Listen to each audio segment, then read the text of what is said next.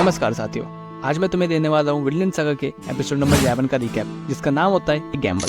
अब स्टोरी की स्टार्ट में थोरकिल की आर्मी मार्चिंग कर रही होती है और थोरकिल गिरते पत्तों को देखकर नोट करता है कि ऑटम पहले ही नजदीक आ चुका है और अपने साथियों को बताता है कि ऑटम में कैसे हर चीज का टेस्ट बदल जाता है और अच्छा लगने लगता है। और अब सब अपनी अपनी पसंद बताने लगते हैं। जहाँ पे थोरकिल की आर्मी में से एक आदमी बोलता है कि उसे क्रिश्चियन महिलाएं पसंद है, तो उनमें से एक आदमी उसे कहता है कि वो ईसाई धर्म भी अपना सकता है। जहाँ पे असगिर, जो कि थोरकिल का एक मेन आदमी होता है और उसका कमांडर होता है, वो बोलता है कि उसने लंदन में यीशु की एक मूर्ति देखी थी जहाँ वो बहुत ज्यादा कमजोर लग रहा था और उसे लगता है कि उसके गॉड उसे आसानी से हरा देंगे और उसके गॉड को यीशु को हराने में कोई दिक्कत नहीं होगी। फिर एक आदमी कहता है कि उसने सुना है कि यीशु पानी पर चल सकता है और एक जादूगर की तरह लगता है। तो सब लोग ये सुनकर हंसने लगते हैं। अब थोरकिल अपने होस्टेज यानी कि प्रिंस कैन्यूट, जो कि ईसाई होता है, उससे पूछता है क्या उनके देवता बेहतर हैं, जिस पर कैन्यूट जवाब नहीं देता है और थोरकिल उसका मजाक उड़ाते हुए बोलता है कि क्या कैन्यूट इतना साय है। तो रैगनार गुस्से से बोलता है कि थोरकिल को पता नहीं कि वो किससे इतनी बेफाकी से बात कर रहा है, जिस पर थोरकिल बोलता है कि ये बंधक बनाना उसका स्टाइल नहीं है, पर किंग स्वेन उस पर ध्यान नहीं दे रहे हैं,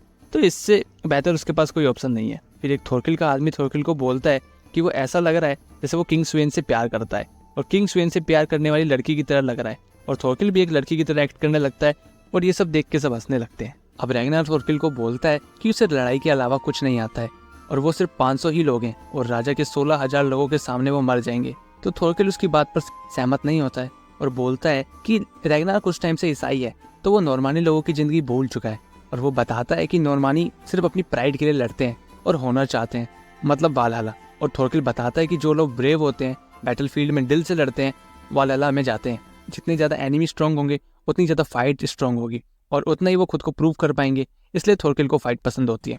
अब रैगनार थोरकिल को एक बच्चा बताता है जो कि ओल्ड फैशन्ड है और बोलता है कि तुम्हें सिर्फ बैटलफील्ड के बारे में ही पता है, न कि रॉयल कोर्ट और किंग स्वेन के बारे में।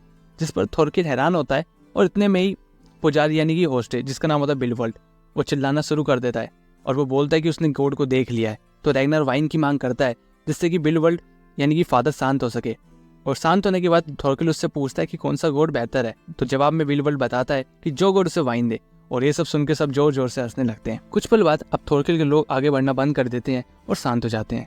जहाँ थोरकिल नीचे उतरता है और एक भाला पहाड़ी की तरफ फेंकता है और उस भाले से एक आदमी मर जाता है, जिस पर थोरकिल समझ जाता है कि उन पर कोई घात लगाकर बैठा हुआ है। तो पहाड़ी से एक आदमी बोलता है कि उनको घेर लिया गया है और उनके पास 2000 लोग हैं और अगर वो प्रिंस कैन्यूट को छोड़ देगा तो वो थोरकिल उसके साथियों की जान बख्श देगा। तो थोरकिल अपने साथियों को बोलता है कि नंबर बताना मतलब झूठ बोलना, और वो कैन्यूट, रैगनार और बिलवल्ट को छोड़ देता है और चिल्लाता है कि मैंने सबको छोड़ दिया है और मैंने तुम्हारे पास भेज दिया है, तो अब तुम हमारे ऊपर हमला कर सकते हो, यानी कि लड़ाई शुरू कर सकते हो। तो रैगनार अपने आदमी को बोलता है कि थोरकिल उसे सिर्फ उकसा रहा है और यहाँ से निकलने में भलाई होगी।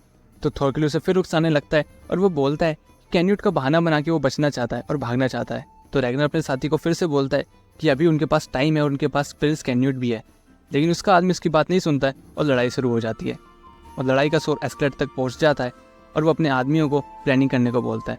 अब इधर थोरकिल जंगली हो जाता है और आसानी से सब लोगों को मार देता है।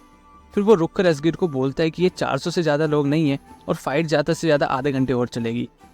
इतने में थोरकिल और असगिर को कुछ चलने की स्मेल आती है, तो असगिर पीछे हटने को बोलता है। तो थोरकिल समझ जाता है कि ये कोई वाइल्ड फायर नहीं है बल्कि किसी के द्वारा लगाई गई आग है और वो समझ जाता है कि यहाँ पे थर्ड पार्टी भी इन्वॉल्व है और वो खुश हो जाता है।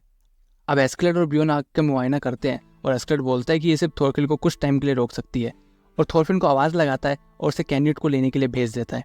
और थोरफिन के जाने के बाद ब्योन एस्केलेट से पूछता है कि उन्हें रैगनार के संग शामिल हो जाना चाहिए था, बट एस्केलेट बोलता है कि वो जीते नहीं होंगे और अगर वो जीत भी गए तो प्राइज वो अकेले ले लेंगे और अगर प्रिंस कैन्यूट यहाँ मर भी जाता है तो किसी को पता भी नहीं चलेगा कि ये वही थे।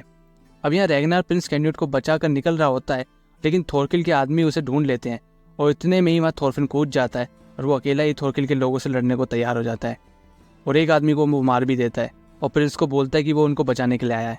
अब यहाँ दूर से आवाज़ आती है थोरफिन और ये आवाज़ होती है थोरकिल की। तो वो अपने साथियों को बोलता है कि थोरफिन एक ट्रू वॉरियर है, आफ्टर ऑल कुछ ही लोग हैं जिन्होंने थोरकिल पर एक मार्क छोड़ा है। और थोरकिल अपनी 2 उंगलियों को ऊपर उठाते हुए ये सब दिखाता है। अब थोरकिल थोरफिन से 2 सवाल पूछता है। पहला, क्या ये आग उन्होंने लगाई है? तो थोरफिन कुछ नहीं बोलता है। तो थोरकिल समझ जाता है कि ये आग उसके साथियों ने ही लगाई है। तो थोरकिल थोरफिन से दूसरा सवाल पूछता है कि अगर तुम थोर्स के बेटे हो तो तुम्हारी माँ का पक्का नाम हेल्गा होगा, जिस पर थोरफिन हैरान हो जाता है और पूछता है कि ये उसे कैसे पता। तो थोरकिल को कंफर्म हो जाता है और वो हंसते हुए बोलता है कि इतनी तगड़ी फाइट ट्रोल ऑफ योम का बेटा ही दे सकता है। जहाँ थोरकिल के साथी भी हैरान रह जाते हैं और थोरकिल थोरफिन को प्रिंस कैन्यूट को ले जाने को बोलता है और नेक्स्ट टाइम मिलने को बोलता है। और इधर एस्केलेट थोरफिन का वेट कर रहा होता है और वो थोरफिन को अपने साथ प्रिंस को लाते हुए देखता है, जिसे देखकर एस्केलेट के सारे साथी खुश हो जाते हैं। अब यहाँ थोड़ी देर बाद रैग्नार एस्केलेट को बोलता है कि उनके पास कोई दूसरा ऑप्शन नहीं है, तो वो एस्केलेट के हाथ में प्रिंस की लाइफ सौंप देता है और उसे बोलता है कि उसे किसी भी कॉस्ट पर कैन्यूट को प्रोटेक्ट करना होगा। तो एस्केलेट उससे वादा करता है कि वो प्रिंस कैन्यूट को प्रोटेक्ट करेगा, बट वो प्रिंस कैन्यूट का चेहरा देखने की डिमांड करता है। तो प्रिंस अपना चेहरा उतारता है तो वो बोलता है कि ये प्रिंस कम प्रिंसेस ज़्यादा लग रही है। और यहीं पर एपिसोड खत्म हो जाता है। एपिसोड कैसा लगा कमेंट बॉक्स में जरूर बताना, अच्छा बुरा वो भी बताना और अपना फीडबैक जरूर देना। और एफर्ट अच्छा लगा हो तो लाइक और सब्सक्राइब जरूर कर देना। और मिलते हैं नेक्स्ट वीडियो में, तब तक के लिए धन्यवाद।